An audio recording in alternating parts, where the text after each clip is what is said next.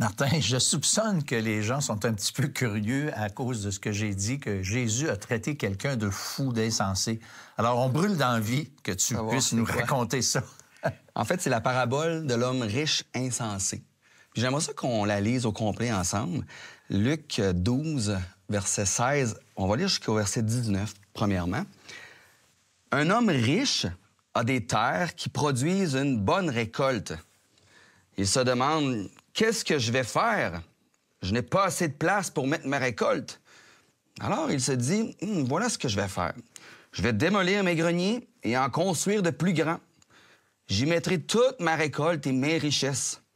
Ensuite, je me dirai à moi-même, mon ami, tu as là beaucoup de richesses pour de nombreuses années. Repose-toi, mange, bois, amuse-toi. Je veux faire remarquer quelques points dans cette parabole-là. La première chose qu'il faut voir, c'est que Dieu n'est pas contre la richesse. Dieu n'est pas contre le matériel. Parce que quand on lit ça, c'est les terres, oui, on sait bien que l'homme a travaillé fort, mais c'est les terres qui ont produite. C'est qui amène la pluie? C'est qui amène le soleil? Au final, c'est Dieu qui pourvoit à cette grande récolte.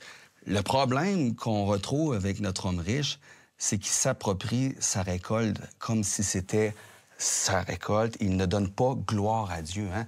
Il dit, je n'ai pas assez de place pour mettre ma récolte. Puis c'est une attitude, ça, que Dieu n'aime pas. Puis je me rappelle, dans l'Ancien Testament, Dieu avait reproché ou il avait dit à Israël, quand Israël est rentré en terre promise, là, il a dit, là, oublie-moi pas.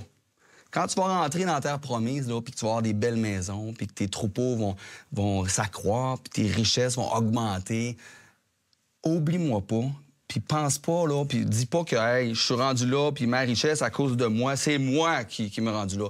Fais pas ça. Ouais. Et l'homme riche, ben c'est l'attitude qu'il a un peu. Il y a quelqu'un qui m'avait déjà dit une fois à propos de... Tu sais, je disais, tu sais, de remercier Dieu pour ce que tu as, tu sais. Puis là, la personne m'avait répondu, ben je l'ai toujours bien pas volé. C'est vrai qu'il l'a pas volé, mais tu sais, si un fermier, par exemple, va semer puis va faire tout le travail qui est nécessaire, puis s'il pleut pas pendant un an, bien, c'est bien de valeur, mais tout ça est annulé. Alors, oui, il y a un bout de ce côté-là, mais aussi, si Dieu accorde pas cette bénédiction-là, c'est pas possible de l'avoir. Le deuxième point que j'aimerais soulever, c'est le matérialisme ouvre la porte à l'égoïsme. Et là, je suis pas en train de dire que tous ceux qui ont des biens, puis des grandes maisons, puis des divans, puis toutes sortes de choses, sont des égoïstes. C'est pas ça du tout. Mais regarde quand même, quand il parle, il dit « pour mettre ma récolte ». Hein, je mettrai ma récolte, mes richesses. Puis là, je comprends que ça y appartient. Je sais, c'est à lui. Mais je sais pas si tu ressens ça, mais on ressent beaucoup de moi dans cette parabole-là. Il semble pas vouloir partager un peu son surplus. Il y a du surplus, partage-le. Non. Je vais construire plus grand. Je vais garder tout pour moi, pour m'assurer d'avoir assez pour mon futur à moi. Peut-être qu'il a été généreux, on le sait pas, mais à première lecture, on a l'impression que ça rouvre cette porte-là à l'égoïsme. Au moi, c'est à moi, c'est pour moi. Le troisième point que je veux faire ressortir, c'est le matérialisme ne semble pas être capable de nous satisfaire vraiment. Clairement.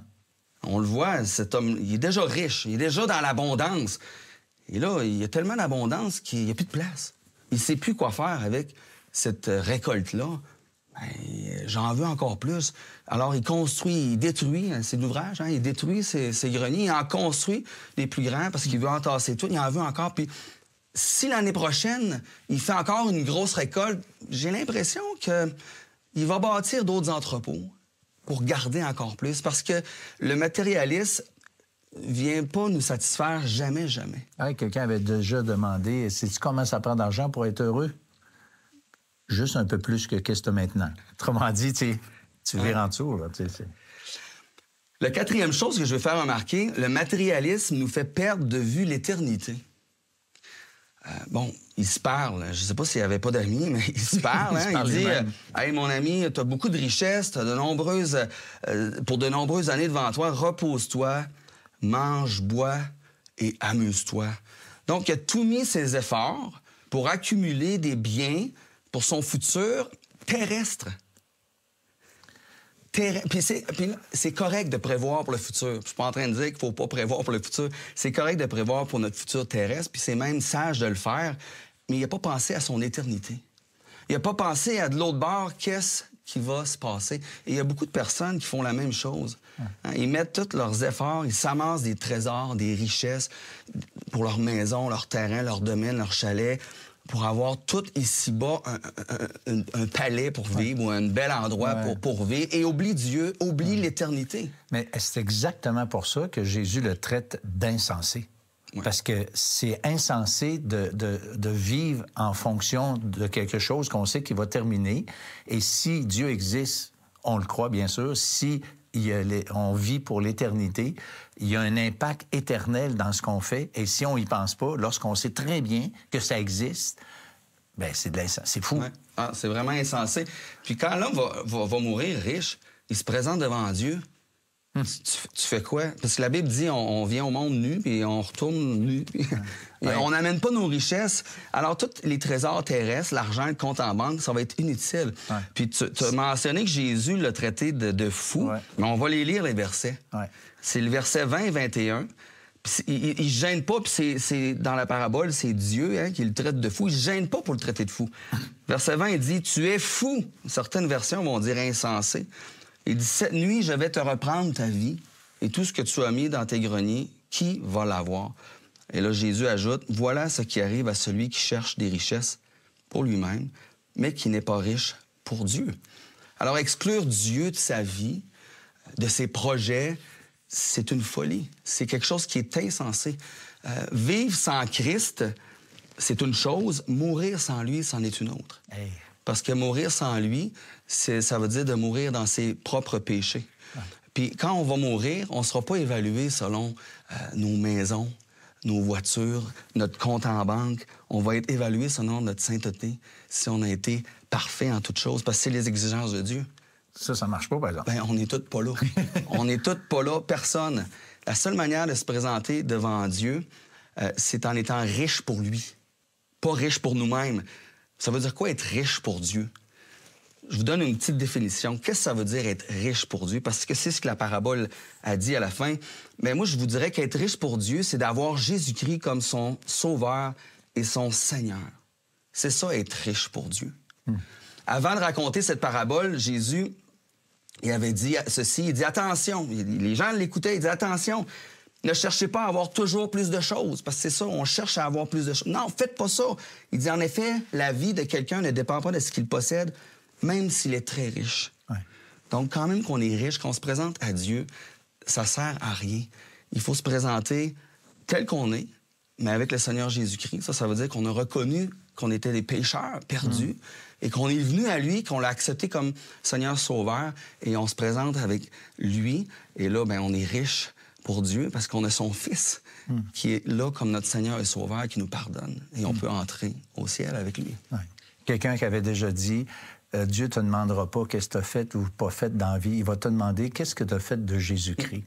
Et ceux qui veulent ignorer cette réalité, en fait, Dieu pourrait encore nous traiter d'insensés.